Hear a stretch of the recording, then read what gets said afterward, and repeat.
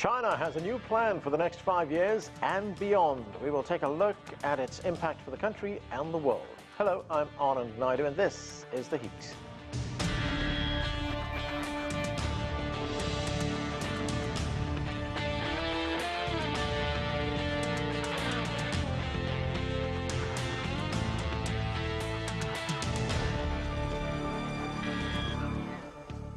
After a 4-day meeting in Beijing, the Communist Party's Central Committee unveiled its vision for the next 5 years and also what it expects the country to achieve by 2035. There will be a focus on the economy, building a more prosperous society and with more self-reliance. CGTN's Zheng Yibing has the details. China has adopted proposals for its 14th five-year plan for economic and social development, as well as long-term objectives for the year 2035. The newly released blueprints have outlined key goals in major sectors. The government's vision for 2035 sets the deadline for the country to achieve what it calls socialist modernization. It foresees the vibrant economy, robust technological capacity, and comprehensive national strength. In the next 5 years, focus will be on a real economy, fostering healthy and high-quality economic growth. China will set up the new growth pattern with the domestic market as the mainstay, and the domestic and international markets reinforcing each other. In the past, we only focused on expanding the domestic demand, but this time in the new blueprint, we focus on cultivating a complete system in the sector, and it correlates with the supply-side reform. Innovation will remain the key growth driver. The plan says self-reliant technology will support the country's development. Rural areas will be given special attention with agricultural modernization and food security as focus. As for the environment, the country will further promote sustainable development to realize the balance in economic growth and ecological stability. The entire five-year plan this time is to give stronger confidence to Chinese people and a stable signal to the world that China is going all out to build a country on a modernized, harmonious and prosperous development path and to improve people's livelihood and fulfill international responsibilities as a great nation.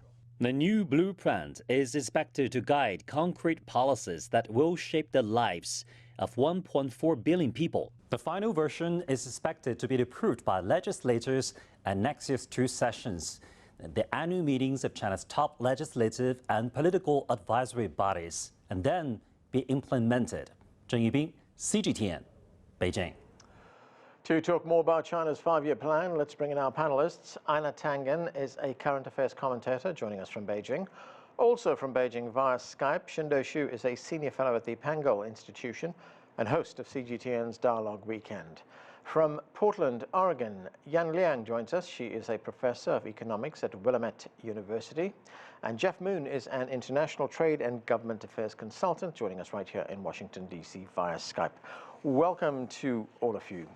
Aina Tangen, let me start with you. This is a comprehensive plan, but looking at some of the headline items, the plan talks of China achieving socialist modernization by 2035. Explain that to us. What does it mean for China?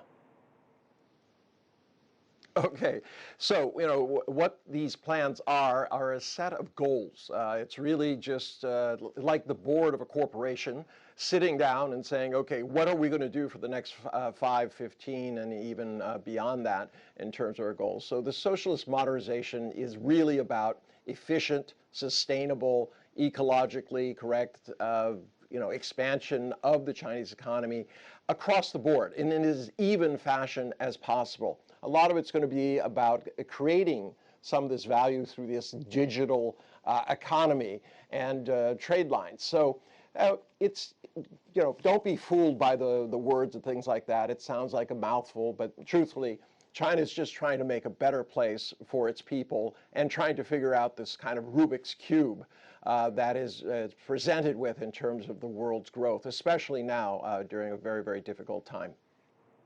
Yan Liang, as we heard in that report we just played out, there will continue to be a focus on expanding the domestic market, domestic demand, but we also heard that more needs to be done in that sector, and we heard an analyst there tell us that there needs to be a complete system in the domestic sector. What is the Chinese plan for the domestic sector? Right. So the domestic sector, the whole idea of dual circulation, it's actually just rehashing the whole rebalancing of growth that already started back in 2010. So the idea is, of course, to boost domestic consumption demand, let consumption be the driving engine instead of investment or exports. So China has made great progress on this front. So if you look at consumption to GDP ratio, it has increased from 35% back in 2015 to now about 39–40% as of 2019. So the idea is that there is still plenty of room for consumption to continue to grow, and so that would play a bigger role to drive the economic growth. And then the other side of the supply side, of course, is trying to develop the indigenous technology to become more self-reliant in technology. And that, again, is not new. As we remember, the Made in China 2025 initiative put forth back in 2015, which was met with a lot of pushbacks. But now I think they have changed the term. Instead of emphasizing the domestic content of China's technology, now the idea is that, in face of, global supply chain disruption and also the U.S.'s, decoupling moves, China wants to be more self-sufficient in technology. So Yan Liang, is the overall goal here seems to be to lessen China's dependence on foreign markets? Yes, I think the idea here, is to change the old model where in the past, China relied on external markets for its industrial products. So to be able to, ship a lot of the industrial manufactured goods to the foreign countries, to foreign markets. And then on the other hand, rely on the foreign technologies. So there are imports and exports, two-way trade.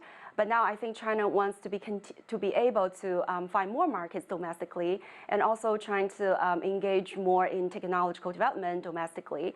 But of course, China will still trade with the rest of the world, but there may be some diversification, right? Instead of focusing on the U.S. market or the European markets, China wants to now do maybe more exports to Asian countries, right? Which now is the biggest China's export destination, and also more of the Belt and Road partnership. Partner countries.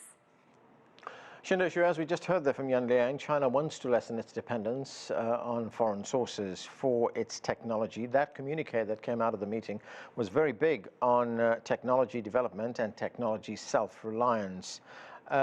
Is the goal there mainly to lessen China's dependence on crucial foreign technology, things like the importing of microchips? And we saw what happened with Huawei recently. Well, that's I would say both as like a contingency plan or as well as like a long-term plan.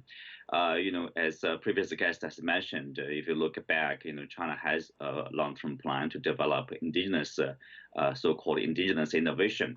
Some of the more frontline technologies, for example, in terms of artificial intelligence, big data, automation, etc. But of course, if you look at it right now, the U.S. is working to decouple from China, so even cutting off the supply of the microchips for to Huawei and other Chinese companies, and so you have to somehow build a supply chain which is secure. And of course, probably more reliant on the regional supply or even domestic supply. So there's no mention of course, that secure regional supply or domestic supply, but there is a mention of a modernization of supply chain, which is not really clear. What does the term mean? But I suppose there will be policies after that to explain what exactly like modernization of supply chain means over there. But in general, I think it relies more on the domestic market system, which will be more secure and more sustainable. Jeff Moon, how will Washington see this effort by China to become more independent, especially in technology? There was a report put out by the Heritage Foundation not so long ago, which said that the 5-year plan that was announced is likely to cause more animosity between Washington and Beijing. Well, to pick up on a theme that Mr. Xu mentioned, this is an extremely vague document. It mentions issues, goals, aspirations, but it has absolutely no specifics. The term dual circulation and many of these technology programs are completely not defined. Looking at it from the big picture, however, this addresses none of the concerns that were raised during the US-China trade war. All of those concerns remain and continue. China is doubling down on its state-led industrial policy. I think there are a couple of concerns from the foreign perspective. One is about dual circulation. China wants to build its domestic market. It wants to encourage its domestic production. To the extent that it does that and disadvantages foreign products and vendors, that violates the core WTO rule that all products, foreign and domestic, must be treated equally. There's also a lot of talk in the document about the party and party leadership. And there are a lot of statements coming out of the Chinese government about how the party needs to lead the private sector as well. And to the extent that the party is involved in companies in helping plan the Spring Festival party or things like that, that's fine. To the extent that the party wants to get into core business decisions, that is a very serious problem for foreign companies, not to mention Chinese companies. So I'm very much looking forward to more details. We do not have a lot of details quite yet, but that will be forthcoming. Aina, what do you make of Jeff's comments there on the Chinese state getting involved in corporations in the country? Well, I mean, the U.S. has proved to be an unreliable partner, so it's not, China is not going to base its forward planning on something they can't count on. They're really looking at the model over the last 40 years. We have a city like Shenzhen that grew at 20% GDP for 40 years. That seems to be more reliable than trying to figure out exactly how the U.S. thinks that China should run its economy and its government. That's not going to change. China's had success. It's not going to. And Jeff, please, WTO core principles. The United States has prevented any of the senior judges, the appellate judges, from being appointed. So it's now been reduced to a useless organization because it has no ability to enforce itself. So I don't know if it's necessarily a good thing to be talking about the WTO and good faith when you're referring to the United States. Jeff, you want to respond to that? Sure. When we talk about the WTO, yes, there is a serious problem at the appellate level. I think we are about to have a change of government in the United States and more commitment to multilateral institutions. And I think that the Chinese tendency to use loopholes in WTO law to discriminate against foreign companies is as wrong as the current administration's decision not to allow appointments to the appellate board. So I think that the WTO is crucial to establish a rules-based trading system, and we need to support it. Yan Liang, there was a report in the Wall Street Journal which said that one of the biggest challenges for China is a potential decoupling of its economy from that of the United States. How big a threat is that to China? Well, I think it is a challenge because, as of now, China is very much dependent on the US's core technologies. Like, we talked about the semiconductor chips that, once the ban on Huawei and ZTE went into effect, many of the production of electronics was basically in limbo. So I do think that it is concerning that the U.S. is moving towards decoupling. That said, I think in a way this is beneficial for China in the sense that these kinds of pressure will really make China to pay more attention and put more efforts in developing domestic technology. So I think in the long run, this is probably going to be actually beneficial and helpful. But I also think that importantly that we know we lived in a globalized world, that division of labor and specialization are very important for efficiency and for many other benefits, economic benefits. So I think decoupling is counterproductive, not only for China, but also, of course, for the United States. Just also I want to quickly respond to Jeff's earlier point. I think this document emphasizes on reliance on domestic demand. It does not say anything about rely on domestic supply. So I don't know why there is a concern about discriminating against the foreign investors or foreign producers. That's number one. And number two, it seems to me what China is doing is exactly what the U.S. wants, which is China is going to reduce the reliance on foreign technology, which means the U.S. should worry less about China forcing technology transfer, technological investment in foreign entities or technological acquisition. So I don't understand why the U.S. would be so sort of concerned about this when this is exactly what China trying to do to kind of satisfy some of the U.S.'s demands. Okay, Jeff, let me get a quick response from you on that. Yeah, sure. I think the reason people are concerned about dual circulation is because the spirit of the China 2025 program, which is still in existence, is to exclude foreign competition and favor domestic producers. And so there's every reason to believe that this may be a part of the dual circulation theory as well. And in terms of decoupling, decoupling is something that the far right in the United States is fond of.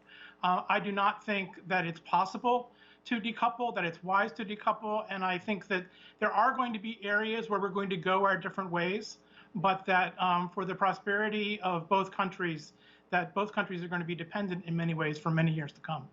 Okay, we are going to take a break right now. You're watching The Heat. Stay with us. We'll be back in a moment.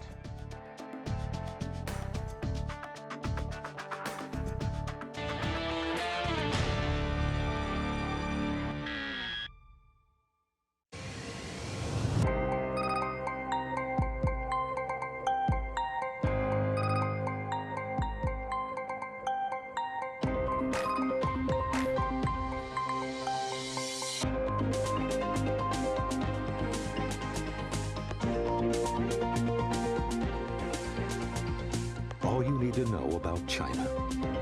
China 24, only on CGTN. The world's currencies are more connected than ever before. The mechanisms that drive the economy are universal. Money moves markets.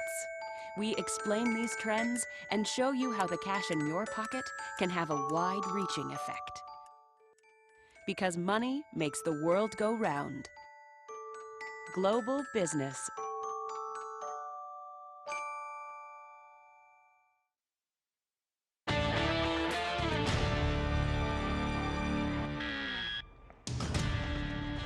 Well, welcome back. We're taking a look at China's 5-year plan. Let's get back to our panel right now. Shindo Shu, one of the longer-term targets is to push per capita GDP in China to levels equivalent to what's been described as moderately developed countries by 2035. That means per capita GDP of $30,000 a year. Last year, that figure was around $10,000 a year. How difficult is that going to be for China? Well, that is going to be a very challenging job for China. Previously that goal was set to be realized at 2050, actually, the middle of this century.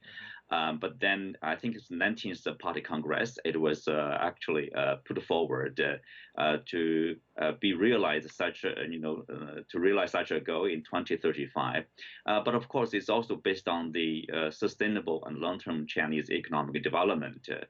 So I think the leadership of China realized that there's still potential for China to explore. For example, now you have 400 million middle class in China, which is to be expanded by continuous economic development. And of course, with social mobility, you have more and more people come to the urban area and become part of the middle class. So in that sense, you have a lot of potential to develop this domestic market system and to increase the domestic demand, etc., while continuing to expand trade with other countries.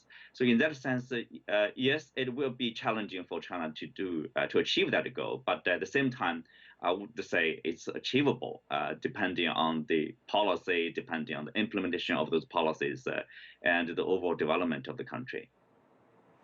China has also talked about developing new international partnerships in addition to the relationship it has with the United States. Where do you see that going? Is that going to be focused mainly in Asia or throughout the world? Well, I think the partnership idea is open to anyone, any country that is, and region that is willing to, take it up. The problem with the United States is not that China wants to move away from it. It's just it's an unreliable partner. And China, as I said before, it's done well. In 2006, China was 5% of the world's GDP. In 2020, it's 17%. It supplies 30% of the world's growth. In fact, this year it'll probably supply about 90% of the world's growth as everything else is going down. So when you start talking about partnerships, you're looking at continuing in Africa, South America, ASEAN, in the Central Asian area, Russia, and perhaps even Europe. But it's very difficult when developed countries are looking at China and saying, look, we want to keep what we have. We have 2/3 of the world's wealth, although we only have 15% of the people, and we intend to keep it that way. China is looking for something that's a little bit less zero-sum and a little bit more gain for all. So I think it is looking for partnerships where it benefits both sides, because this is the only sustainable way. It's also looking at this from a geopolitical point of view, that economic growth brings political stability. Jeff Moon, we've heard some very tough rhetoric coming out of Washington, out of the White House over the last 3 3/4 years. Do you think some of that rhetoric will be tempered after this election? Because I'm sure corporate leaders in the United States must be reminding the White House that there are benefits for both sides in this relationship. That's right. There are a lot of American companies that are in China, and 95% say that they want to stay there.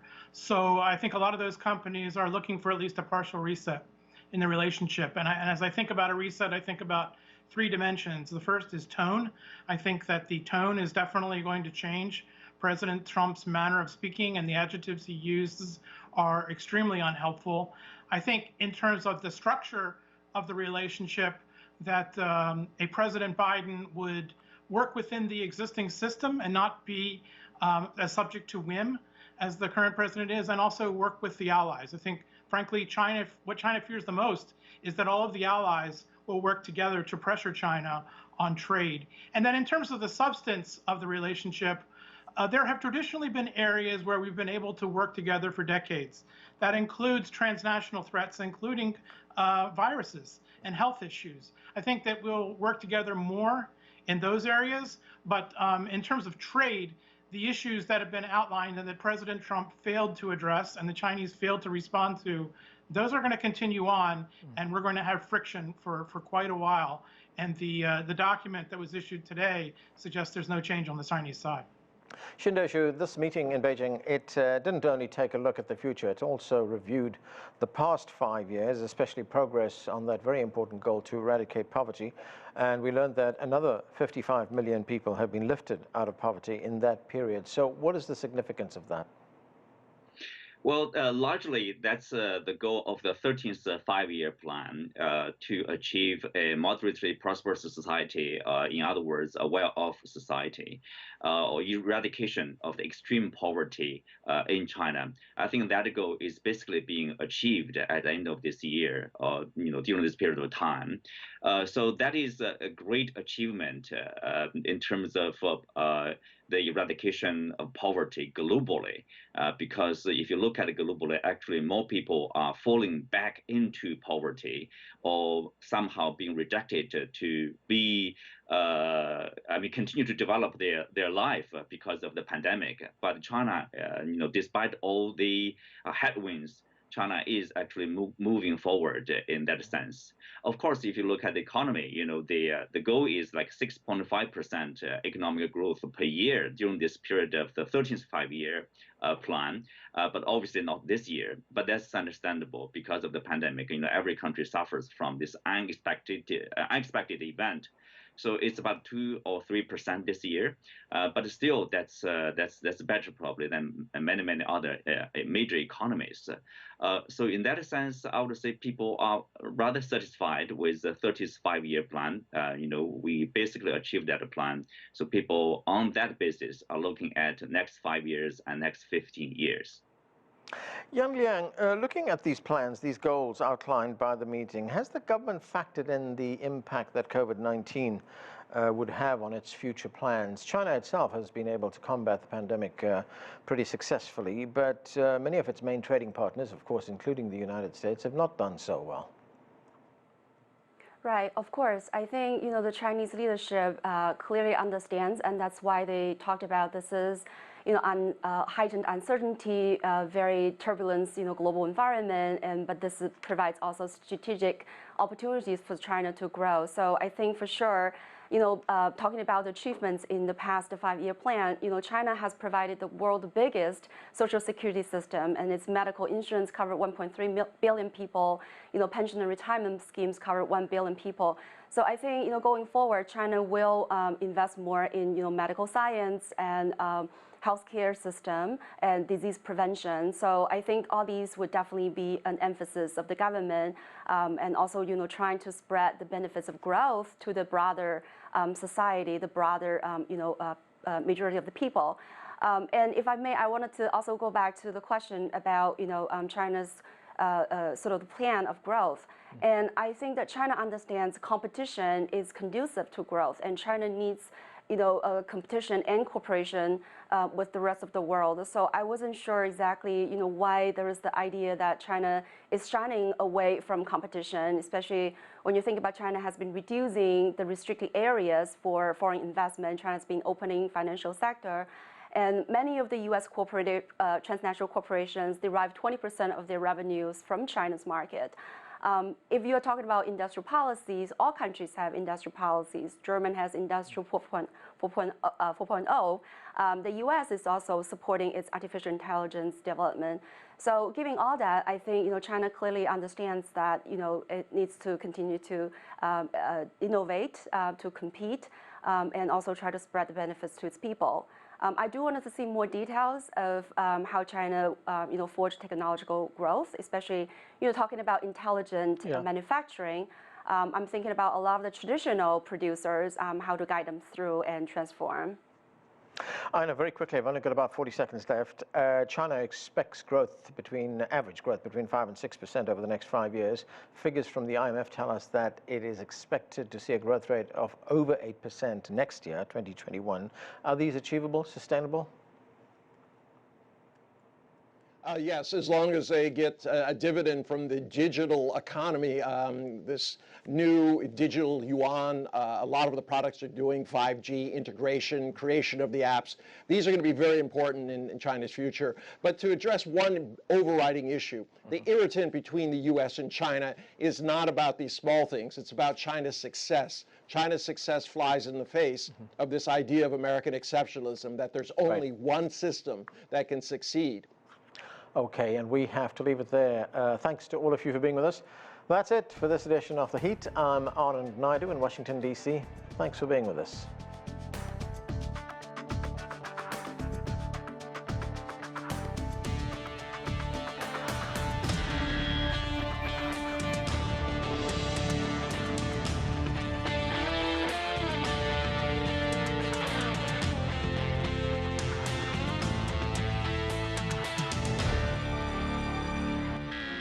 Hello everybody, I'm Anand Naidu. If you enjoy the thoughtful, engaged discussions you see on The Heat, you may also want to subscribe to our podcast. It's appropriately titled The Heat. Twice a week we take a deep dive on world headlines, talking to experts, journalists and others. It's a fresh, focused and intimate look at the issues that matter most. Whether it's the Hong Kong riots, the latest Middle East conflict or US politics, The Heat podcast gives the clear context needed to understand both what's going on and why. And what's best, we come to you. Whether you're at home or on the go, you can find The Heat podcast just about anywhere podcasts are found. Just search The Heat CGTN. Have a listen today and subscribe. Thanks.